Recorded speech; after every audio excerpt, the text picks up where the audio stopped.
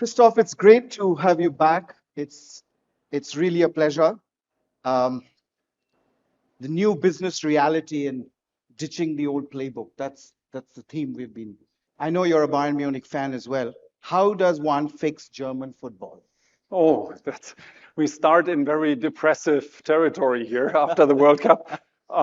Look, I do think, as in business, first of all, you need to have a clear strategy, who you want to be and how you get there. You need the talent to deliver that, and you need the leadership to make it happen. And look, having celebrated the World Cup win in 2014 and now having had three terrible outcomes at three subsequent World Cups, I think the German soccer world needs to work on all three. We have a new coach coming in, Jürgen Klopp. I think he has a chance, but it's going to be a lot of work. They need BCG for sure, probably, to reboot. They are definitely more advisable institutions than national soccer teams. Let's put it this way. Yeah. But, I wanted to understand, we're talking about this new playbook. What are still the misconceptions that CEOs have or nurse about the old era? Open borders, free trade, stable, serene, shock-proof world. Do they still carry this baggage? So I believe that the generation of CEOs today have realized that things have changed. And I don't think that we are in a mindset of this too shall pass. In fact, CEOs realize there won't be a high degree of political and geopolitical stability. They realize that while trade continues to grow, it's going to be harder and more cumbersome to navigate. And of course, you have massive changes coming from AI and technology more broadly. I think CEOs have understood that. The implication is that the good old strategy philosophy, or you articulate for the next 5 to 10 years where you want to play and how you want to play and how you're going to win, that still exists. I think we are now down to a 2, 3, 4-year planning horizon, and you constantly revisit because many, many important parameters are always changing. And so I think it's a lot more dynamic, and CEOs have started to embrace that. I think no one believes that it's going to be an easy world to navigate. So it's no longer what should we do, but it's more about how do we survive? It's about how do we survive. And look, many companies do not have a lack of understanding what is happening, but they have a gap in getting stuff done. And so I think there's a lot more discussion about how do we actually navigate the day-to-day reality of how we work. How do we deliver our strategy across an organization of tens of thousands of people, sometimes hundreds of thousands of people? So I think the philosophy is a lot about, okay, we just need to be more nimble, more agile, faster, more effective in getting stuff done. And I think that's top of mind for many. Geopolitics has become, has taken center stage. And it has far more sway in boardroom decisions these days. Do you think companies or corporations, especially in emerging markets, are paying enough attention to risk management? Well, let's talk about the geopolitical angle to that risk management. Right. I just spent time with one of the world's leading automotive supplier companies 3 weeks ago. And we worked with them hand in hand to build up what we call geopolitical muscle. And what we really mean by that is an ability to anticipate and then simulate all sorts of major parameter changes.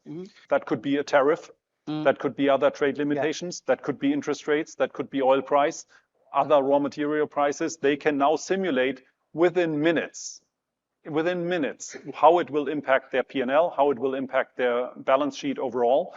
And they are much faster at making decisions, okay, which of these parameter changes actually change our strategy and which don't. And it goes way beyond the question, who are your suppliers and where are your factories? It goes into where do you sell, through what channels, with what partners, how do you allocate capital, what optionality do you have around that? So absolutely, geopolitics has reached the C-suite, it has reached the boards. I think there are great examples by now how companies can navigate that with much higher pace and intensity than they used to. Because, as I said, risk is no longer just about geopolitics. It's about tech risks. It's about tariff. It's there's so many things which nobody could even anticipate. It's about war now. I mean, which is a reality. Yeah. So, the other. In fact, I would argue that the element of trade and tariffs is probably overemphasized in the general narrative around that. What do I mean? Look, we all see that life is getting more cumbersome in terms of being a global company. But overall, global trade continues to grow. Yeah. Also last year, where a lot of disruption happened, global trade grew. It is also going to grow in 2026 in all likelihood. So there are other changes, exactly as you say, that go way beyond trade and tariffs that are parameter shocks, including very important price signals in raw materials and oil and the like. Interest rates, and I think that overall assessment of what could change and what risks are there, I think is hugely important. Mm-hmm. One of those changes is all about technology, and in that, AI certainly takes the center stage. Now, if AI is making intelligence cheaper, it's making information flows more democratic, and everyone has access to this extraordinary analytical capabilities, does the competitive advantage move from knowing more to deciding better? I would say yes, and it's not only deciding better, but it's also making it happen faster. Right. How you implement the decisions in your organization, the pace at which that happens, the pace at which you upskill your organization, you evolve your talent base, all those things have become a lot more relevant. I think you're totally right. Information is even more available than it used to be. Now it's about truly evaluating, understanding, and judging what that information means, making the right decisions, and then getting it done. I think that's kind of the new competitive ground, and that's where winners emerge and losers will emerge as well. Right. In this, changing sweepstakes, I want to ask you a question which is now at the heart of the consulting business. BCG, for example, you've tied up with companies like OpenAI, with Anthropic, but many of them are also partnering or doing joint ventures with Blackstone and several other firms. Is that a competitive threat? Do you think what prevents a tech company like an Anthropic to get into consulting? Well, you have to ask them what prevents them. But look, my observation is the following. You look at thousands of BCG clients who are all adopting AI one way or another. The real bottleneck, Arijit, is not whether they buy this model or that model and whether the algorithms work and the models are good or not. In fact, the real bottlenecks and constraints are how much is your IT environment ready to interact with those models? That's a question of data, that's a question of IT setup, etc. Yeah.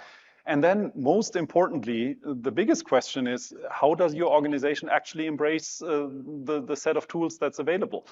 The processes, the org setup, the capabilities, the incentives, the culture, the leadership. That's what makes things happen and also what makes things fail. And we always use this simplistic formula, which we call 10-20-70, to get to 100% impact from an AI adoption in a certain function. 10% of the complexity is what model you use and that model works. 20% is the surrounding data and IT infrastructure, and 70% of the challenge is the human element of getting work done.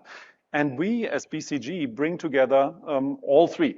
And we do, of course, work with the LLM companies and the AI companies on the 10. We work with the tech companies more broadly on the 20. We have our own people who do things there, but we bring the 70. And the 70 are incredibly hard. It takes a lot of time. It takes a lot of emotional intelligence by leadership to get stuff done. I believe there's ample room for us to support that. I see it in our day-to-day business. Our impact or the impact on BCG from AI is hugely net positive. It's been nothing but a big demand generation opportunity for us. Stagnation of entry-level jobs. Given that AI can do things smarter, faster, cheaper, where do we go from here? Well, let me talk about my own microcosm. At BCG, we have 34,000 people. We recruit thousands of entry-level staff every year. And we do that with great excitement. That has not changed. Okay. Why? Well, the generation of the now 24, 25, 27-year-old graduates from college or grad school are formidable. They are incredibly talented. They are driven.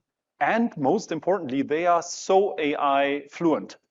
They come from university and they know how to use a broad set of tools in the day-to-day. You don't need to train them. If anything, they come to big institutions and train those institutions how to do that. Do I want fewer of those? Absolutely not. In fact, they are incredibly differentiating for BCG, fantastic talent. And so we have not reduced our junior level intake. We have actually continued to hire through the whole cycle of business and the world. And we are very happy about that. I do not anticipate that there will be huge obsolescence. Other institutions come to different conclusions there. So I'm excited about that. You're an outlier, let me tell you, because everywhere, at least we go, the overwhelming narrative seems to be that the India story that hinged a lot about, tech exports, jobs in the tech sector, that's stagnating, especially at an entry level. Yeah. And if you are wearing a consultant hat and advising the government, how would you tell them to deal with the short-term, mid-term, and long-term issues?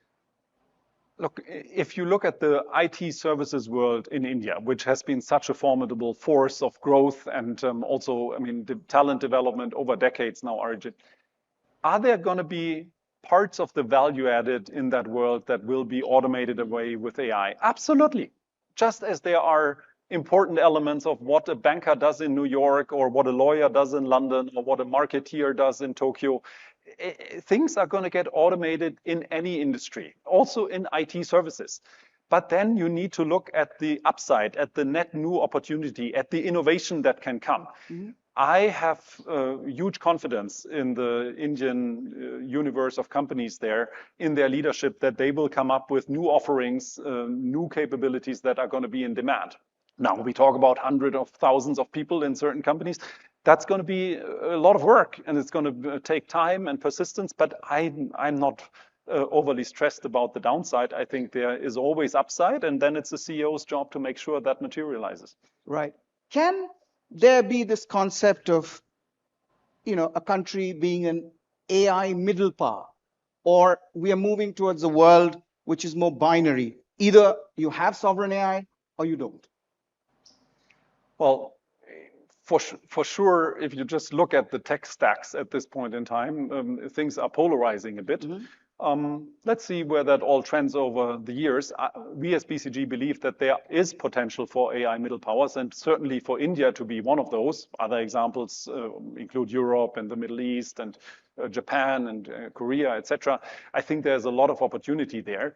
But in the end, Arijit, I think we have reached the window where the real question on a macroeconomic level is a country ready to productively adopt AI and to make best use of that? Not every company is going to have, not every country is going to have an NVIDIA and an OpenAI and an Anthropic and a Google and a Microsoft, etc. But how do you use that technology, I think, is going to be either massively productivity enhancing or it can be a real downside. And I believe India is generally well positioned. I think there's openness to technology. There's also care in selecting where you use it. And so I believe there's opportunity. But that's going to be a race between many countries and many companies around the world. So we are running out of time. So the last thing I wanted to ask you is, if you were to give a CEO one uncomfortable piece of advice, which is a reality check, what would that be? Well, many CEOs ask me the question, well, Christoph, what does this mean for me? What should I do? And the immediate thing that occurs to people is, oh, I need to get more fluent on AI. I need to be more savvy myself. And there's all sorts of upskilling efforts also happening in the CEO community, right. I can tell you. So that's good. So one piece of advice is do that. You will not be credible. In fact, you will not be competent to make important investment decisions and strategic decisions and make strategic choices if, as a CEO, you don't understand where the technology is going. Yes. That being said, the human element does not go away. And I believe we are now entering a window where judgment, the ability to deal with very complex information and make the right decisions, as you said earlier, the empathy to bring along your organization, the motivational skills to turn all this uncertainty into a positive for your company. I think that human set of elements is also going to get more important. So in a way, the good news for CEOs is you can keep some of your good old playbook, but you need to learn new things. But what makes it hard is you need to bring it together. Investments, portfolio, all the things you do in your company. And so I think it's an intense time for CEOs, but you have to be good at technology as much as you have to be good in the human part of the equation. Bringing that together will make you win. Christoph, you're an outlier, you're an optimist. It's great to start on that positive note. I guess my key takeaway is that the human factor is still very, very real. That's what makes corporate life exciting. I guess that's what makes the beautiful game of football exciting as well. So all the best to Germany and football, and thank you so much for taking time out and doing this. Thank you so much, Arijit, and it's great to be here.